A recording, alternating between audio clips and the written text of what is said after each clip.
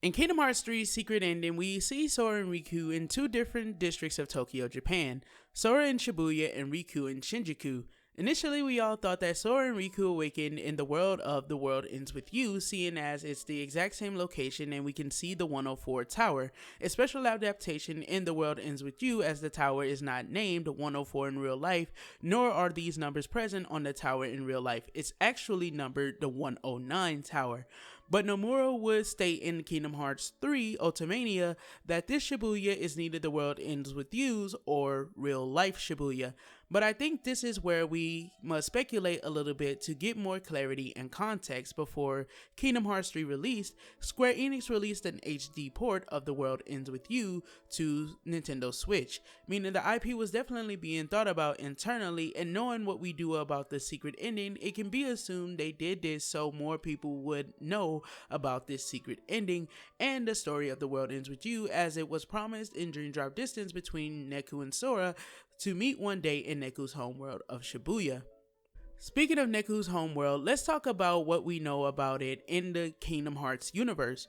In the universe of Kingdom Hearts, let me say that properly, it's explained by Joshua that something happened to Shibuya, and whatever it was, it erased the existence of Neku and his friends to the point all Joshua could hold on to was their dreams.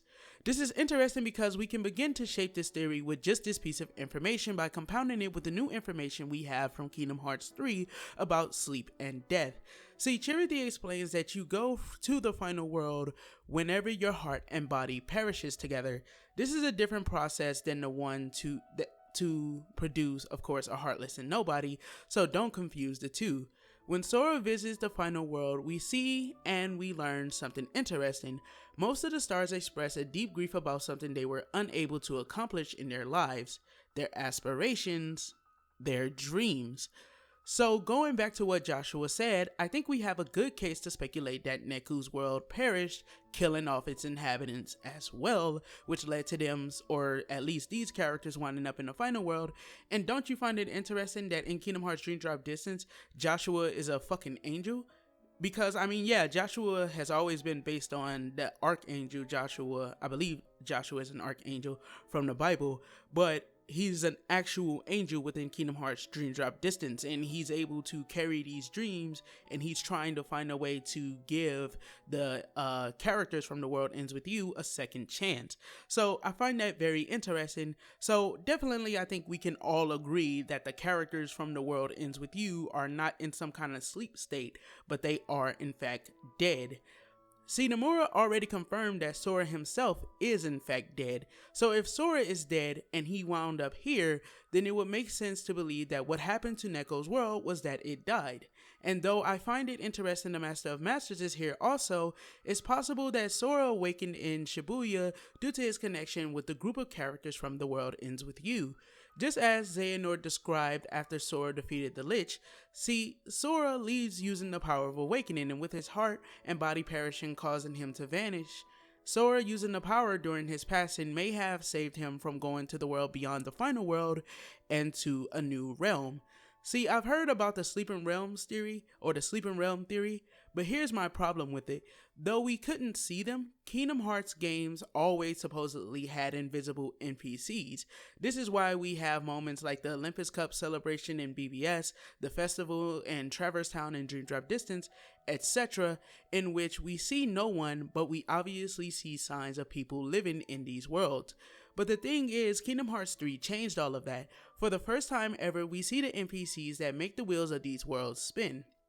The average Joes of these locations, like the Kingdom of Corona, the port in the Caribbean, or the busy streets of San Francisco, the average Joe is present, or the average person is present here, so the NPCs are present here.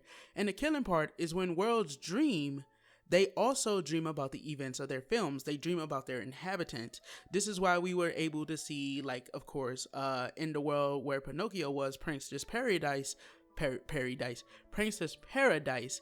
Of course, we were able to see Jiminy, we were able to see Pinocchio, but Pinocchio was said to still be following those kids and doing dumb shit. He was out there being a reckless boy. But of course, we also get to meet Apprentice Mickey within Kingdom Hearts Dream Drop Distance because the mysterious tower, which is somehow a sleeping world when its main inhabitant, which is Yen Sid, is a Keyblade wielder, and I guess he just refused to wake his own world up, and for some reason the world was still out there in the real realm. It doesn't matter. Anyways, we were able to meet Apprentice Mickey, or presumably go all the way back in time to when Mickey was just an apprentice, which was even before the events of Birth by Sleep. We were able to meet him because of the fact that the mysterious tower was dreaming about its inhabitants. At the time it was dreaming, or during the time it was dreaming, or the where it had reached during its dream was when Mickey was an apprentice of Yen Sid, and this is how Riku and Sora were able to meet him. But look at Shibuya and Shinjuku in Kingdom Hearts 3's Secret Ending. They're both ghost towns, and I think that's on purpose. It's to show the attentive and knowledgeable viewer this is not a sleeping world. This is something else, something new. And with 100% confirmation Sora is dead, why would he go to a sleeping world to begin with? I know the sleeping world theory is actually about a perpetual loop more so than sleeping worlds, so don't think I'm out here just trying to like blow a hole in the sleeping realms theory. I just don't think personally that it makes a lot of sense. And also that, of course, Kingdom Hearts 3 is more so focused on death. You see, back 9 years ago when Kingdom Hearts Birth by Sleep's Ultimania released, Tetsuya Nomura said within that Ultimania that there was no concept of death within Kingdom Hearts. We did finally cross over into the realm of sleep, as of course Kingdom Hearts Birth by Sleep was called Birth by Sleep because it ends with all of the three characters falling into some kind of disposition. Terra getting taken over by Xehanort, Ventus going to sleep because his heart was missing, and of course Aqua falling into the realm of darkness. This was initially what needed, why the power of awakening was needed, was to wake up Ventus and also to help out Terra, even though it never wound up being used for that, even though they said within Birth by Sleep that Dream Drop Distance, that the power of awakening was needed to awaken all of their lost friends, meaning Roxas, Xion, and of course the Birth by Sleep trio. It was never used in that manner for all of them. However, we did see with Ventus that it was in fact used that way. I think we can also say it was possibly used that way with Roxas as well, because as Sora got closer to unlocking the power of awakening, of course there was more and more signs of Roxas awakening as well. And to close this off, my last thoughts are, what solidifies this thought for me, though, is the appearance of Yozora. Indulge me while I propose this idea to you guys.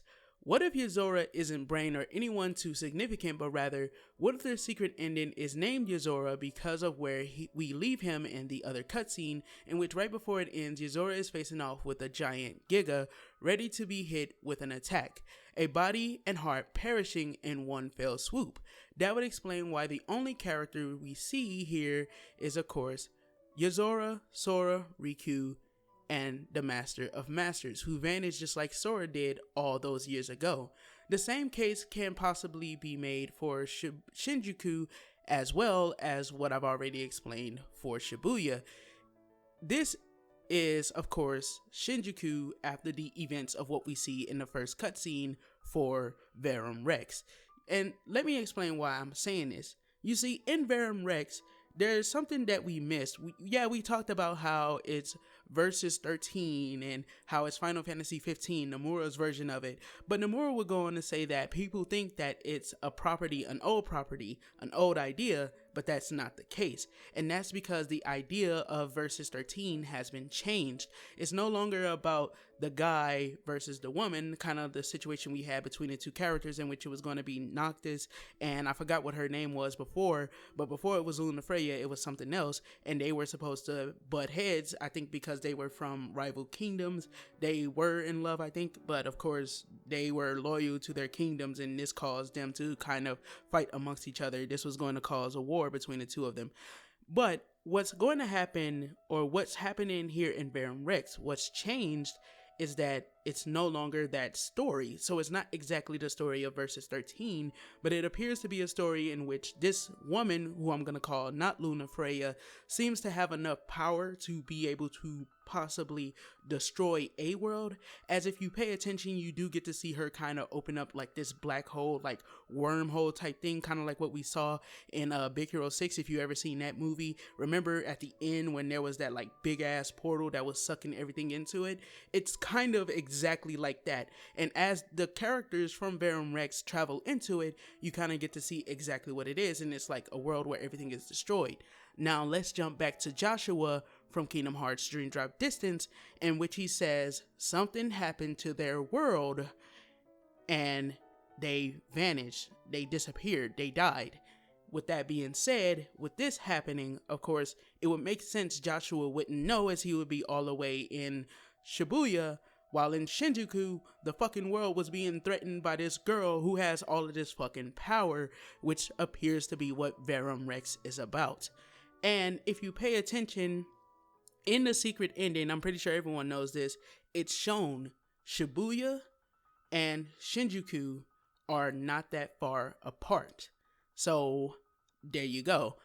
And that's my realm of death theory. I think that Sora and Riku have traversed to a new realm, the realm of death. Yes, I still believe that, of course, whatever game comes after this is going to kind of be like a Dream Drop Distance 2. We do know Tetsuya Nomura did say that 2 games need to be released before Kingdom Hearts 4's release. So with him putting it in that context, I hope he didn't mean Final Fantasy 7, some project that he hasn't announced yet that he's working on as well, and then Kingdom Hearts 4 can be worked on, but rather, of course, 2 Kingdom Hearts projects. I would love to see 2 Kingdom Hearts projects, as it would give us enough time. Like, now there's so many things that I feel like there needs to be a lot more build up towards Kingdom Hearts 4. Kingdom Hearts 4 has the potential to be fucking astronomical, fucking phenomenal.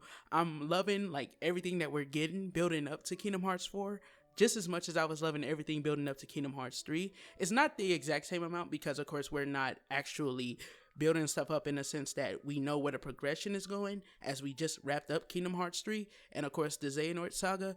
But what we have, like, you know, the platform that they're building to start building into like what's going to become Kingdom Hearts 4 in the future is absolutely fucking phenomenal. But this has been the realm of death theory. I hope you guys enjoyed it. I hope it got you guys thinking, and you don't have to agree with me. You can believe the sleeping realm theory. I just personally don't think that they would actually go with like sleep again, because this game seems to be a lot more focused on the concept of death.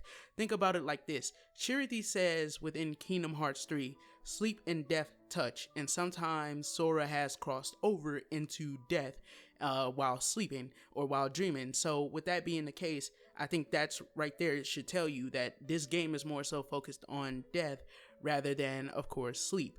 And yes, again, I do understand that the sleeping realm theory isn't about, of course, the realm of sleep per se, but rather a perpetual loop that the characters are going through. And what we play through is another failure attempt to defeat Master Xehanort, and then them finally getting it right and defeating Master Xehanort when the Lingering Will helps them defeat Terranort.